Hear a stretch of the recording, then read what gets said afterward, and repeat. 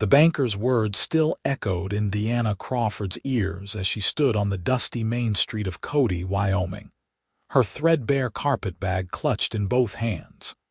"You are worthless, Miss Crawford, and no amount of begging will change that fact." She had not been begging, merely requesting an extension on her late father's loan. But Harold Pemberton had looked at her as though she were nothing more than dirt beneath his polished shoes. The summer sun beat down mercilessly on this July day in 1883, and Diana felt every bit as parched and barren as the landscape around her. She had arrived in Cody 3 months ago with her father, full of hope that his small ranch outside town would finally be their fresh start. Then the fever took him, sudden and brutal, leaving Diana alone at 22 with debts she could not pay and a property she could not manage. The cattle had already been sold to cover some of what was owed, and now Pemberton wanted the land itself. He had given her 1 week to vacate. Diana walked slowly toward the general store, counting the few coins in her pocket. She needed supplies if she was going to make it through the week, needed time to think about where she could possibly go. Her only living relative was an aunt in Philadelphia, who had made it clear years ago that she wanted nothing to do with her brother's family. Diana had no skills that would earn her decent wages, no prospects, and apparently no value whatsoever according to the most powerful man in town. The store was blessedly cool inside, and she moved between the aisles carefully, selecting only the absolute necessities: flour, salt, a small portion of coffee. She was studying a tin of peaches, wondering if she could justify the expense when she heard raised voices from outside. "I said I am not interested in selling." The voice was male, steady and calm despite the clear confrontation. "You are making a mistake, Anderson. That land is worth far more than you realize, and I am prepared to offer you a fair price." Diana recognized the oily smoothness of Pemberton's tone. "Fair according to who? You have been buying up every property you can get your hands on, and I have heard what you pay. The answer is no." Diana moved to the window, curiosity getting the better of her. Outside, she saw Pemberton in his fine suit, his round face red with frustration. Facing him was a tall man in dusty work clothes, a worn hat shading his features. Even from here, she could see the set of his shoulders, the way he stood his ground without aggression but without yielding an inch. "You will regret this decision," Pemberton said, his voice carrying clearly through the glass. "I doubt that." The cowboy turned and walked away, his long strides eating up the distance down the street. Pemberton stood there for a moment, his hands clenched, before storming off in the opposite direction. Diana paid for her meager supplies and stepped back into the heat. She had no horse, having sold her father's mare last week, so she began the long walk back to the ranch. It was 3 miles of dusty road, and by the time she reached the turnoff, her feet ached and her throat felt like sandpaper. The sound of hoofbeats made her turn. A rider was approaching, and as he drew closer, she recognized the man who had stood up to Pemberton. He slowed his horse, a handsome bay gelding, and touched the brim of his hat. "Afternoon, miss. You heading out to the Crawford place?" His voice was deep, with a slight roughness that suggested years of calling across open range. "I am," Diana said, trying to sound more confident than she felt. "That is a long walk in this heat. Can I offer you a ride?" He swung down from the saddle before she could answer, holding the reins loosely. "Name is Wesley Anderson. My property borders yours to the west. Diana Crawford." She hesitated, knowing it was not proper to accept such an offer from a stranger, but her feet were screaming and she still had at least 2 miles to go. "I would appreciate that, thank you." Wesley helped her mount, his hands respectful and steady, then swung up behind her. Diana found herself acutely aware of his presence, the solid warmth of him at her back, the easy way he controlled the horse. They rode in silence for a few minutes before he spoke again. "I was sorry to hear about your father. John was a good man. We only spoke a few times, but he struck me as honest and hardworking." The unexpected kindness made Deanna's throat tight. "Thank you, he was. I also heard that Pemberton is trying to take the land." Wesley's voice had gone hard. "That man is a vulture, circling anyone who shows the slightest weakness. He called me worthless this morning," Deanna said, the words escaping before she could stop them. "Told me I had no business trying to negotiate with him." She felt Wesley stiffen behind her. "He said that to you?" "Among other things." Deanna stared at the horizon, willing herself not to cry. "Perhaps he is right. I cannot work the ranch alone, cannot even afford to hire help. What good am I? That is about the most ignorant thing I have ever heard, and I have heard plenty." Wesley's voice was fierce now, and Deanna turned her head slightly, surprised. "You lost your father and you are still standing. You are out here trying to figure out how to survive instead of running away or giving up. That takes more strength than most people ever have to find. Pemberton would not last a day facing what you are facing right now." Deanna felt something crack open inside her chest, something that had been locked tight since her father's death. "I do not feel very strong." Strength is not about feeling it. It is about doing what needs to be done anyway. Wesley guided the horse through the gate to her property, such as it was. The small house looked even more shabby and isolated than usual, the empty corral a reminder of everything she had already lost. He helped her down, and for a moment they stood there, close enough that Deanna could see the gray flecks in his blue eyes, the sun-weathered lines around them. He was older than her, perhaps 30, with a weathered handsomeness that came from years of outdoor work. "Thank you for the ride," she managed. "Can I ask what you are planning to do?" Wesley held her gaze, his expression serious. "I have 1 week before Pemberton takes possession. I suppose I will pack what I can carry and try to find work in town. Perhaps I can hire on as a laundress or a cook." Even as she said it, Deanna knew how unlikely that was. Cody was still small, and most families did their own work. Wesley was quiet for a long moment, his jaw working as though he was thinking through something difficult. "What if you did not leave? I do not understand."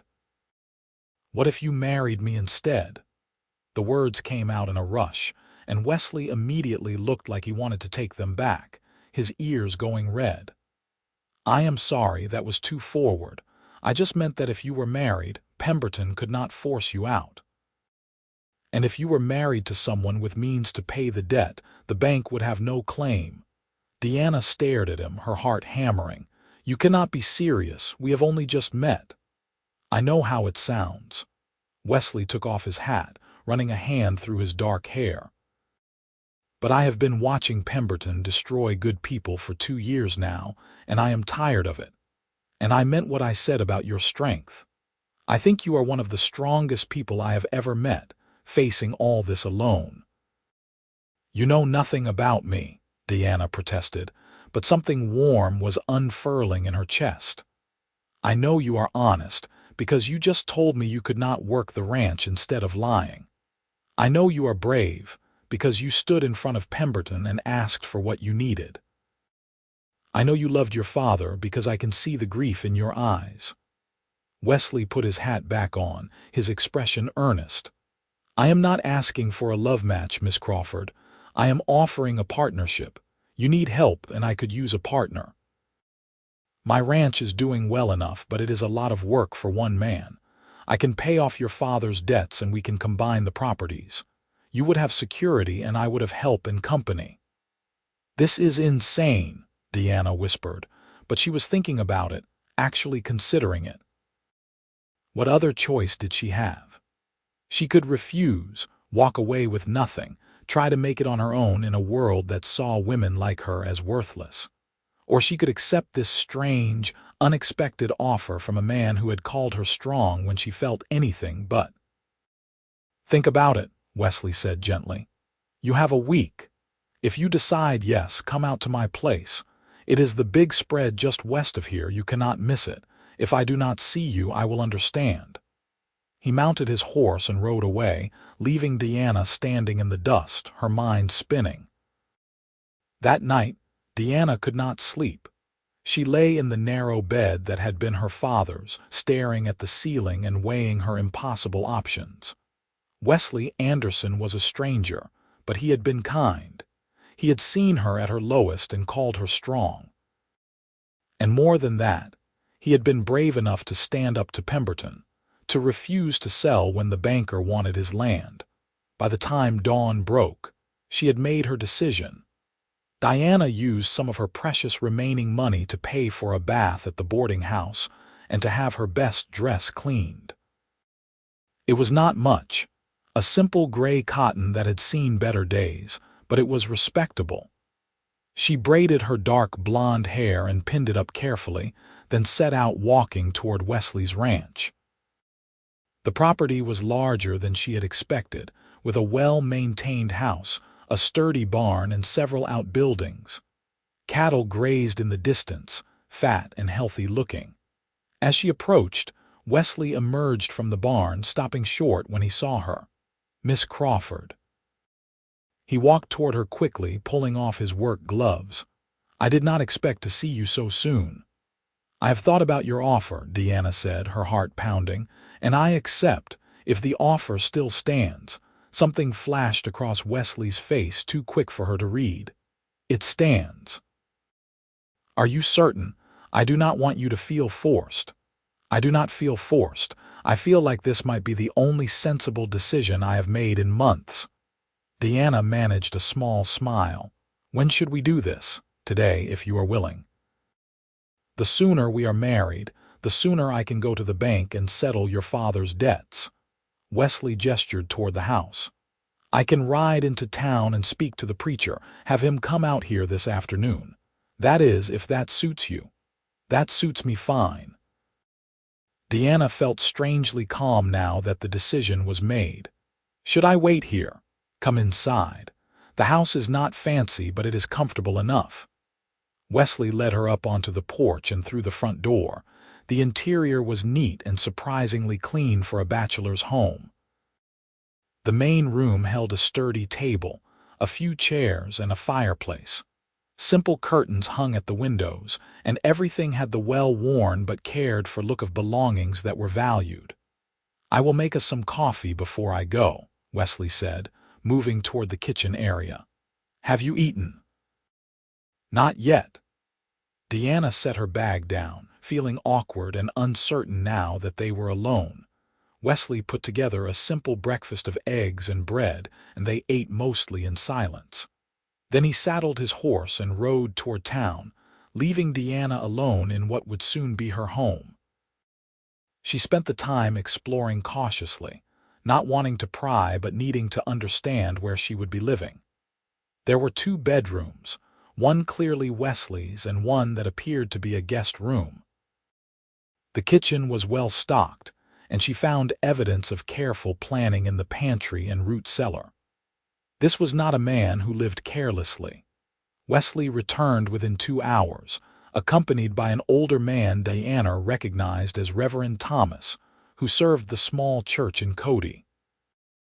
"Miss Crawford," the Reverend said, his expression kind but curious. "Wesley tells me you 2 wish to be married today." "Yes, sir." Deanna clasped her hands to keep them from shaking. "May I ask why the rush? I do not mean to pry, but marriage is a serious undertaking." Wesley stepped forward. "I asked Miss Crawford to marry me because I believe we will make good partners. She needs help, and I am in a position to provide it. There is no scandal if that is what concerns you, just practicality." The Reverend studied them both for a long moment, then nodded slowly. "Very well. Shall we proceed?" They stood in the main room, sunlight streaming through the windows, and spoke the vows that would bind them together. Diana's voice shook only slightly, and Wesley's was steady and sure. When the Reverend pronounced them husband and wife, Wesley leaned in and pressed a chaste kiss to her cheek. "Welcome home, Mrs. Anderson," he said quietly. After the Reverend left, Deanna and Wesley stood looking at each other, the weight of what they had just done settling over them. "I will ride into town tomorrow and settle matters with Pemberton," Wesley said. "For tonight, you should take the guest room. I want you to feel comfortable here." "Thank you." Deanna appreciated his thoughtfulness more than she could express. "Wesley, I want you to know that I will do my part. I can cook and clean, and I am willing to learn ranch work if you will teach me." "I have no doubts about that." Wesley smiled, and it transformed his face, making him look younger and more open. "For now, why do not you settle in? I have evening chores to tend to." Over the following days, they began to learn each other's rhythms. Deanna took over the cooking and household tasks, finding satisfaction in caring for a home again. Wesley was patient and considerate, always respectful of her space and privacy. He told her about the ranch, about his plans to expand the herd, about the challenges of dealing with Wyoming's harsh weather. True to his word, Wesley rode into town and paid off the debts to Pemberton's bank. He returned with papers showing Deanna's family property now belonged to them jointly. Pemberton had reportedly been furious, but there was nothing he could do. The marriage was legal, the debts were paid, and the land was secure. As the weeks passed, Deanna found herself watching Wesley more and more. The way he moved with easy confidence, the way he treated his animals with firm kindness, the way he always asked her opinion before making decisions that affected them both. He had called her strong, but she was beginning to see the true strength in him, not the loud, aggressive kind, but the quiet steadiness of someone who knew his own worth and did not need to prove it. One evening in late August, they sat on the porch watching the sunset paint the sky in shades of orange and purple. The air had finally cooled after another scorching day, and Deanna felt more at peace than she had in months. "Diana," Wesley said, his voice thoughtful, "can I ask you something?" "Of course. Are you happy here?" He was not looking at her, his gaze fixed on the horizon. "I know this was not what you would have chosen if circumstances were different." Diana considered the question carefully. "I am content. You have been nothing but kind to me, and I feel safe here." "That is more than I dared hope for a few months ago." "Content." Wesley repeated the word like he was tasting it. "That is something, I suppose. What about you?" Deanna turned to look at him. "Are you happy with this arrangement?" Now Wesley did look at her, and there was something in his eyes that made her breath catch. "I am happier than I expected to be. You have made this house feel like a home, Deanna. I did not realize how lonely I was until you were here." The moment stretched between them, charged with something Deanna was afraid to name. Then Wesley stood, breaking the spell. "I should check on the horses before bed. Sleep well." After he left, Deanna sat alone in the gathering darkness, her heart racing. Something was shifting between them, some invisible line being slowly crossed. She was not sure whether to be frightened or exhilarated. The next morning, Diana woke to find Wesley already gone. A note on the kitchen table saying he had ridden out to check the fence line on the far pasture. She spent the day doing laundry and tending the vegetable garden Wesley had started but not had time to maintain properly. She was hanging sheets on the line when she heard horses approaching. Diana turned to see 3 riders, and her stomach dropped when she recognized Harold Pemberton in the lead. The other 2 men were strangers, rough-looking characters who sat their horses with an air of menace. "Mrs. Anderson," Pemberton said, his voice dripping with false politeness as he dismounted. "What a pleasure to find you home, Mr. Pemberton." Deanna forced herself to stay calm. "My husband is not here at the moment." "Oh, I know, I made sure of that," Pemberton smiled, and it was not a pleasant expression. "I thought it was time we had a conversation, you and I. We have nothing to discuss." Deanna took a step toward the house, thinking of the rifle she knew Wesley kept loaded by the door. One of Pemberton's men moved his horse to block her path. Deanna's heart hammered, but she lifted her chin and met Pemberton's gaze steadily. "That is where you are wrong, my dear. You see, your little marriage may have saved your father's pitiful property, but it has put you in an even more precarious position." Pemberton moved closer, and Diana could smell the pomade in his hair, the expensive tobacco on his breath. "Your husband has something I want. Several thousand acres of something, to be precise. And now that you are his wife, you have become leverage. Wesley will never sell to you." Deanna kept her voice steady despite the fear coursing through her. "Perhaps not. But I wonder how he will feel after an unfortunate accident befalls his new bride." Pemberton's hand shot out and grabbed Deanna's arm, his fingers digging in painfully. "You are going to write him a note. You are going to tell him that you have decided this marriage was a mistake, that you are leaving, and then you are going to come with me." "No." Deanna tried to pull away, but his grip was iron. "You cannot do this. People will ask questions. People will believe what I tell them to believe. I own this town, you foolish girl." Pemberton began dragging her toward his horse. "Did you really think you could defy me and there would be no consequences?" Deanna fought, clawing at his hand, but Pemberton was stronger than he looked. One of his men had dismounted and was moving to help when a shot rang out, kicking up dust inches from Pemberton's feet. "Let her go." Wesley's voice was cold and hard, nothing like the gentle tone Diana had grown used to. He sat on his horse about 50 yards away, a rifle leveled steadily at Pemberton's chest. "Anderson, this does not concern you." But Pemberton had released Diana's arm and she stumbled backward. "That is my wife. Everything about this concerns me." Wesley dismounted, keeping the rifle trained on the banker. "Deanna, come here." Deanna ran to him, and Wesley shifted position so she was behind him, protected. His eyes never left Pemberton. "You are making a serious mistake," Pemberton said, his face purple with rage. "Do you have any idea what I can do to you?" "I have a pretty good idea, but here is what I know you cannot do." Wesley's voice was steady, almost conversational. "You cannot take my land legally because I own it free and clear. You cannot take my wife because I will kill you if you touch her again. And you cannot intimidate me because I have been dealing with men like you my whole life, and I am not scared of blowhards in expensive suits. You think you are so brave with that gun." Pemberton's lip curled. "But you cannot watch her every minute of every day." "True enough.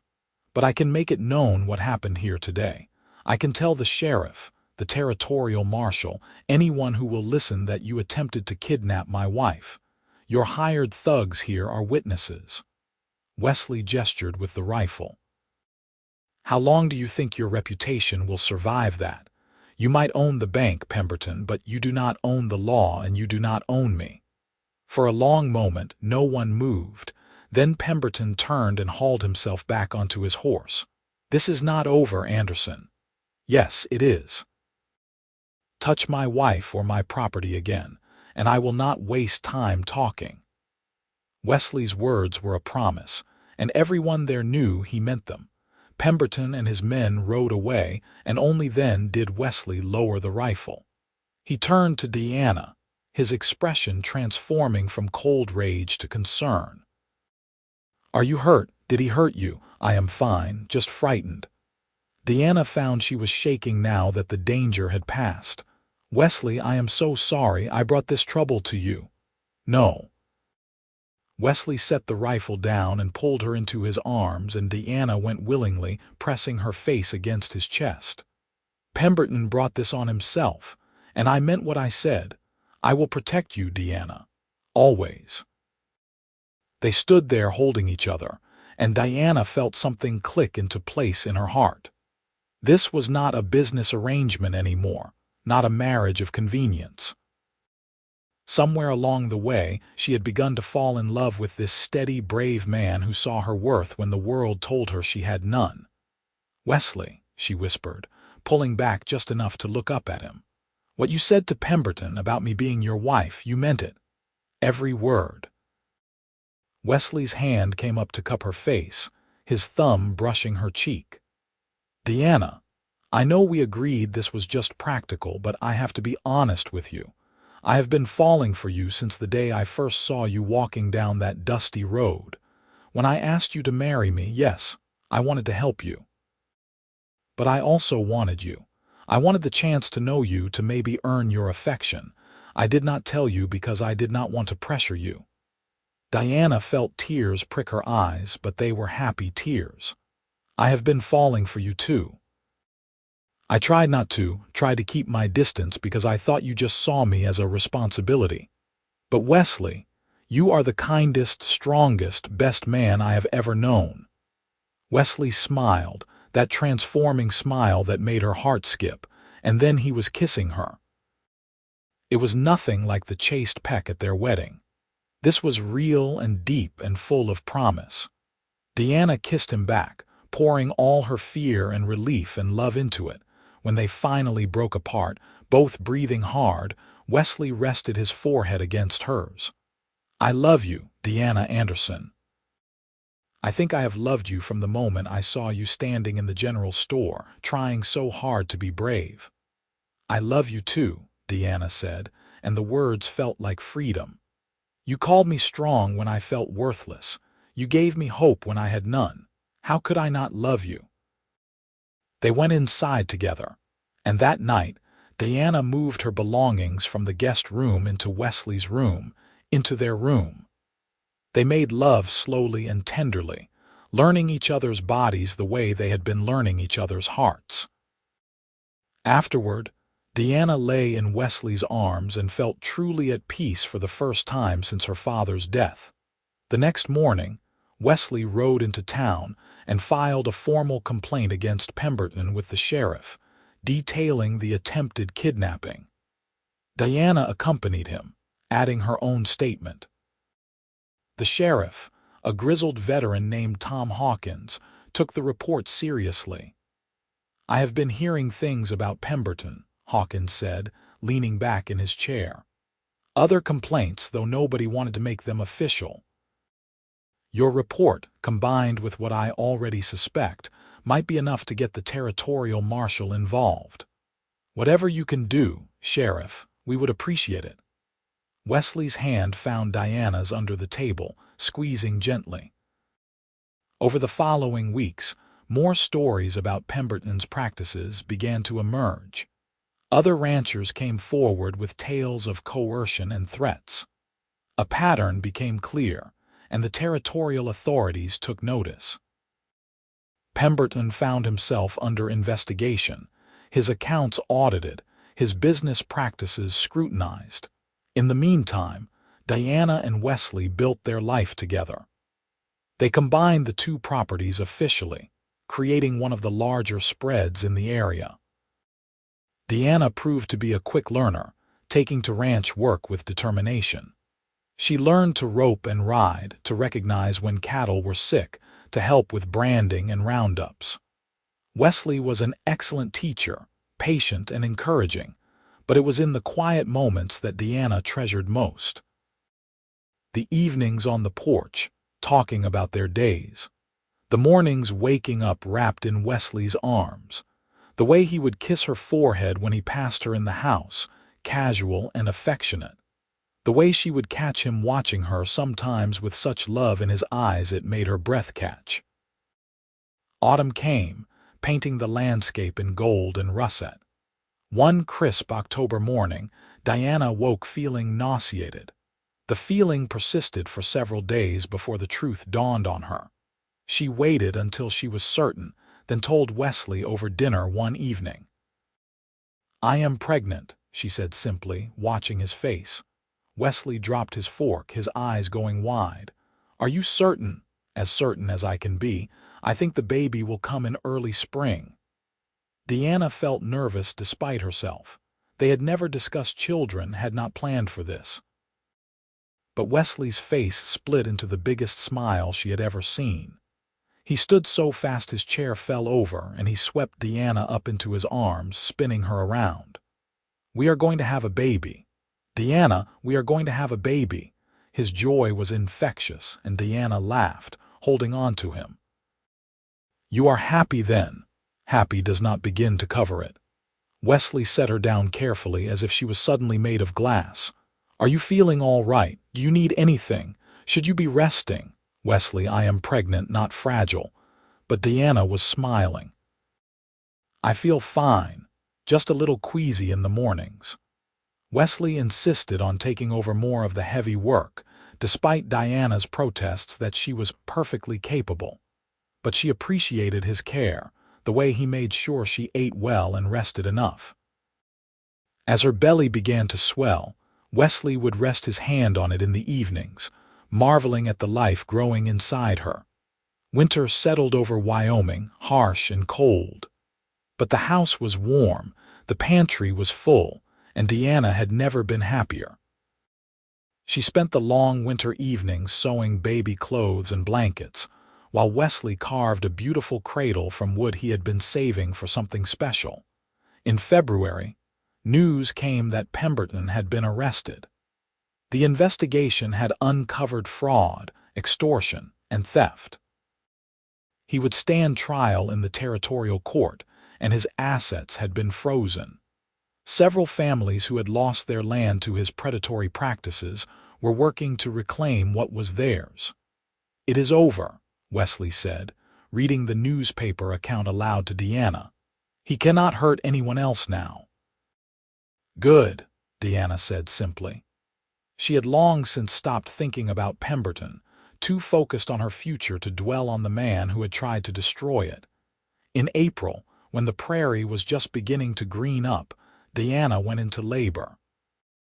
Wesley rode for the midwife while their nearest neighbor, a kind woman named Sarah Jennings, stayed with Deanna. The labor was long and difficult, and there were moments when Deanna thought she could not go on. But she remembered Wesley calling her strong, remembered everything they had overcome together, and she found the strength to push through. Their son was born just after dawn, squalling and healthy. Wesley was there for the birth, holding Deanna's hand, and he cried when he first held their baby.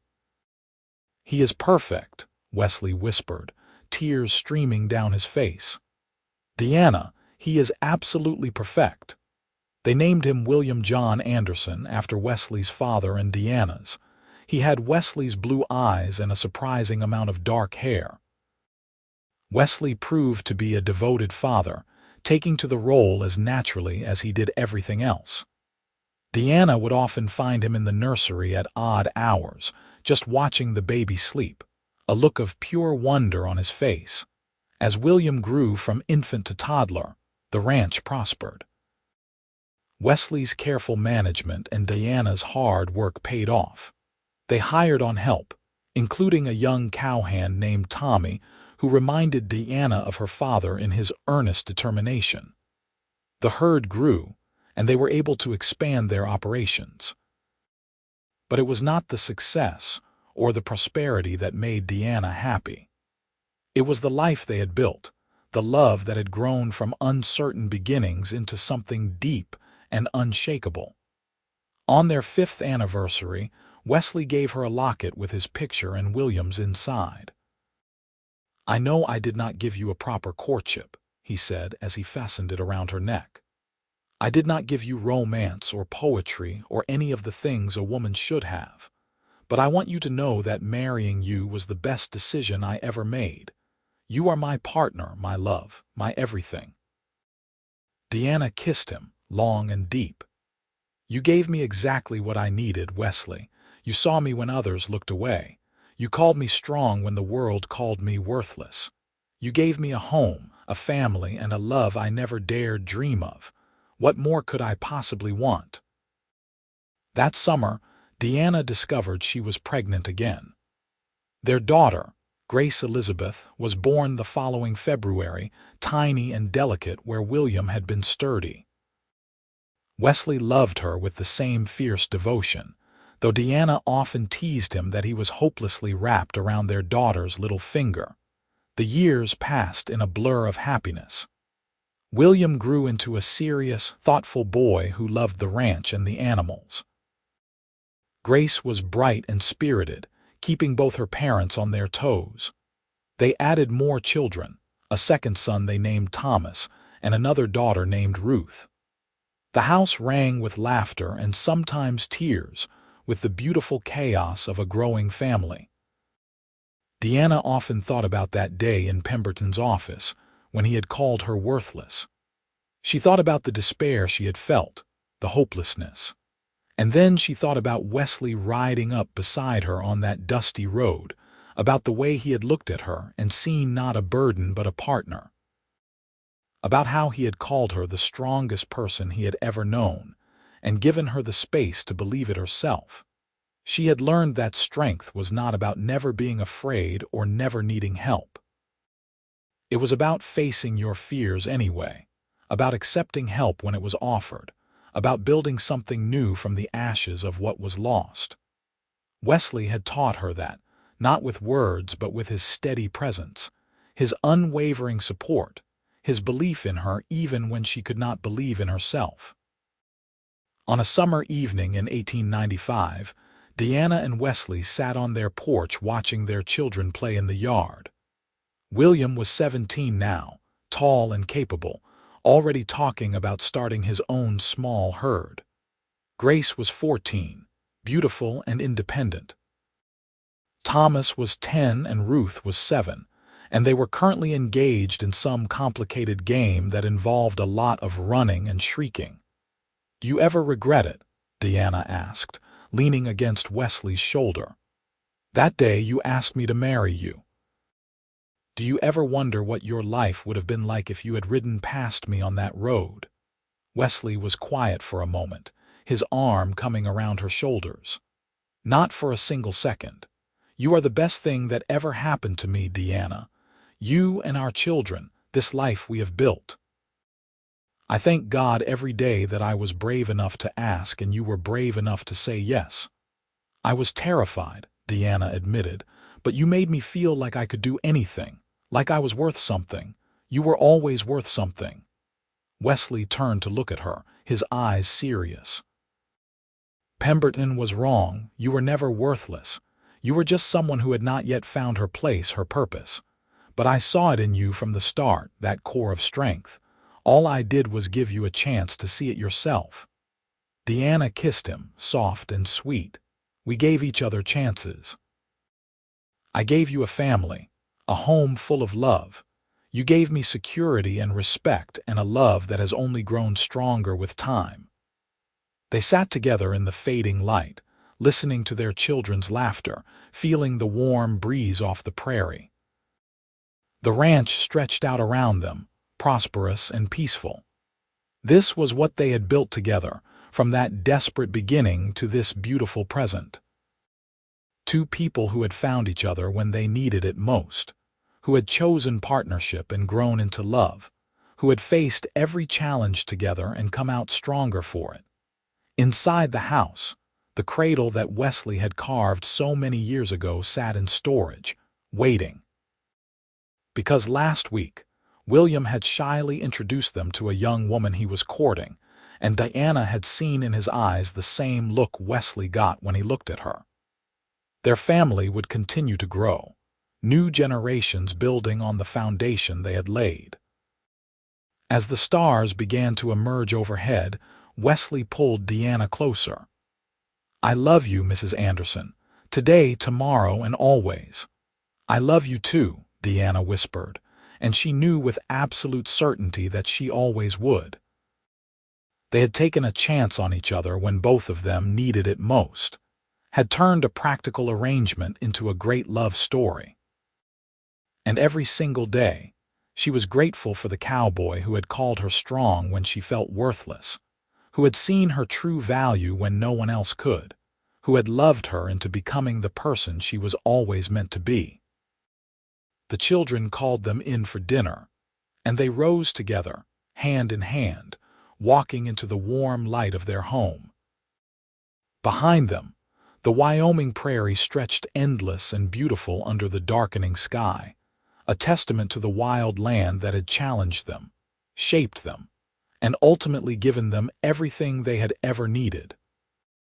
Their love had started in desperation, but had grown into something true and lasting, something that would outlive them both and echo through the generations of family they had created together.